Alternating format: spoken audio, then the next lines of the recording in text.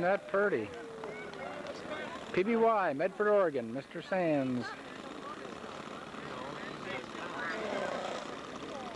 Ben, this is a Fokker D7. It's a German World War I fighter. It was a prevalent, it came into existence around 1917 and remained in existence throughout the end of the war. And Tony Fokker, being Dutch, took trainloads of these materials and aircraft back to Holland, where he continued production after the war for the Holland Air Force and other countries. And this is the only aircraft that was written up in the Treaty of Versailles because it was 14 years ahead of its time technologically. You'll notice the absence of flying wires in the wings here and the thickness of the wings. Fokker was the first, along with Junkers, to design fully cantilevered wings. In fact, the only reason he has the end struts in here is because the pilots would not fly the aircraft without the end struts. Okay, the wings were fully cantilevered. However, towards the end of the war, when Fokker developed the parasol Fokker D8, he actually flew a D7 without the bottom wing to prove his point. This model is 1/4 the size of the actual aircraft, and it has all the control functions of the full-size aircraft, including shock-mounted landing gear. What's the wingspan? The wingspan is about 90 inches, and it weighs 25 pounds, and it's powered by about a 4-horsepower chainsaw motor. This is John Werne's Fokker D7. Oh, probably 35, 40 mile an hour for the model. The full-size aircraft could cruise about 116. The full-size aircraft was powered either by a 160 horsepower Mercedes or a 210 horsepower BMW water-cooled motor. When we think of BMW, we always think of the automobiles, but BMW built aircraft engines long before they ever thought of automobiles. Can you get a close-up of the machine guns in the cockpit from a head-on view, right down through there?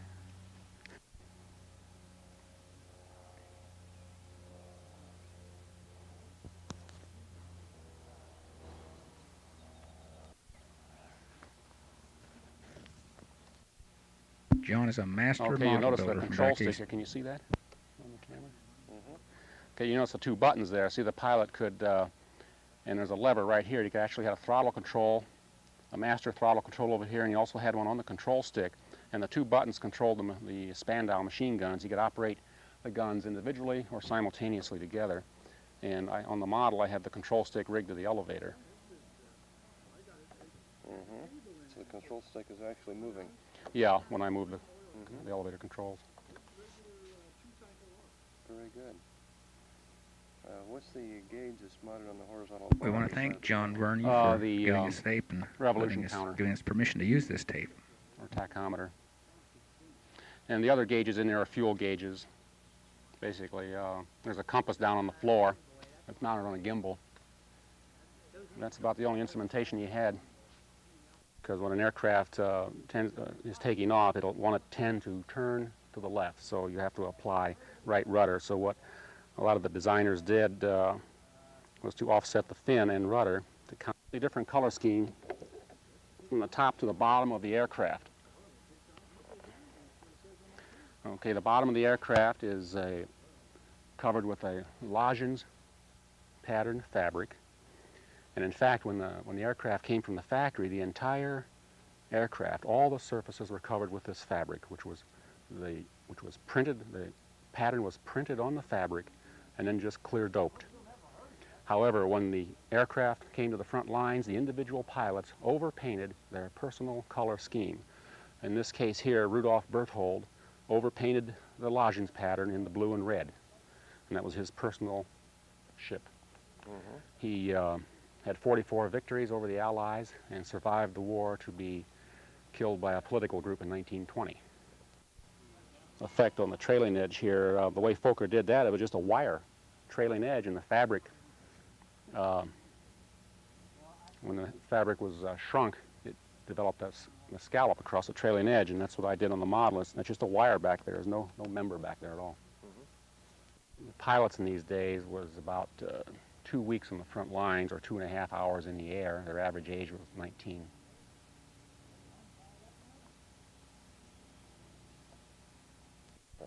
Oh, those are signal flares. They did not have radios in those days, so they had to signal each other. And one method was to use flares, another method was to, with a rocking of the wings or something like that. So normally the flight leader would have the flares, and a green flare would mean something, and a red would mean some other command or something from the leader.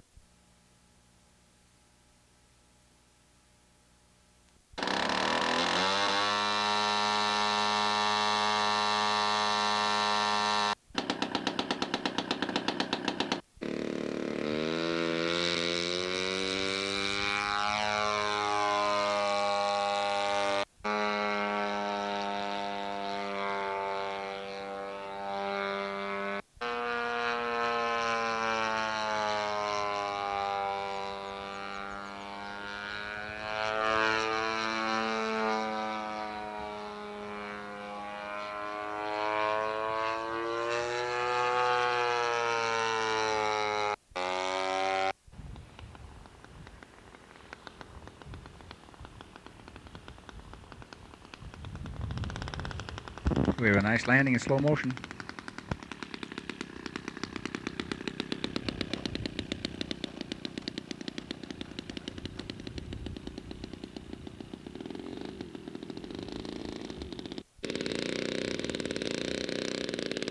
We're in downtown Charleston, South Carolina. The USS Lexington Museum. Boats and aircraft.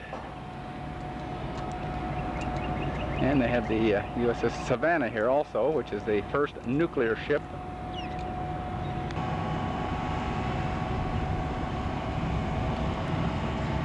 They have the destroyer Luffy and a submarine.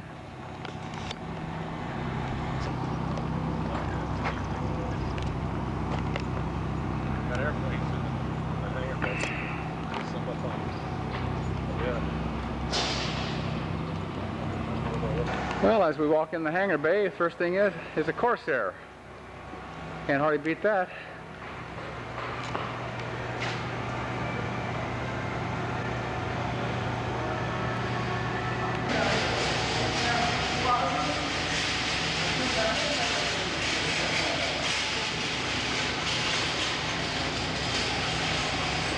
This is the Corsair that probably took off from Sandpoint Naval Air Station in Seattle, landed in Lake Washington, 150 feet of water for 37 years, and they finally dug it out.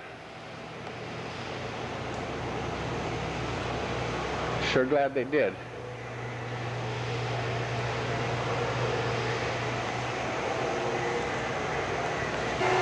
Here's what they call a George Bush Avenger.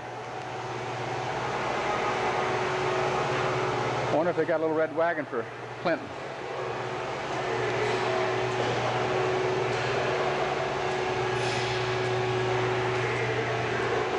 She sure is pretty.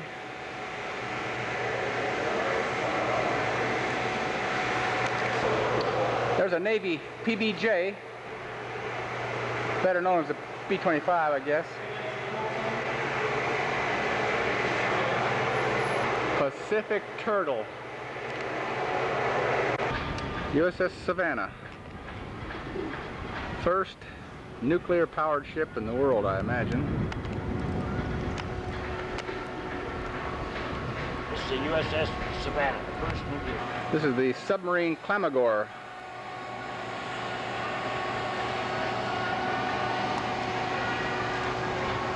Bows, this is the Hotel Yorktown. Look at those accommodations. Aerial torpedo room. USS Bismarck getting hit by a Japanese kamikaze. This is in the Atlantic War, all the aircraft carriers that participated. Museum to all the aircraft.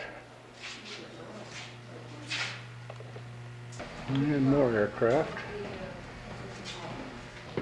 This is the Japanese battleship Yamato. We're taking tour 1 of the Yorktown here. Up. We're going down into the engine room of the Yorktown.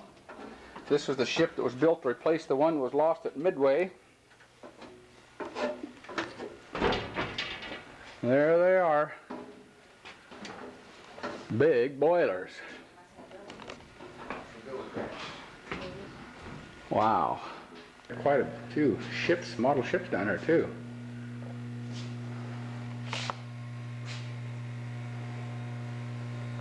Confederate state ship Palmetto, an ironclad. Little Douglas A4 attack. There's a dark blue Cub for you guys looking for a different paint job. They call this the NE1 Navy designation. There's a Boeing Cadet PT-17, pristine condition.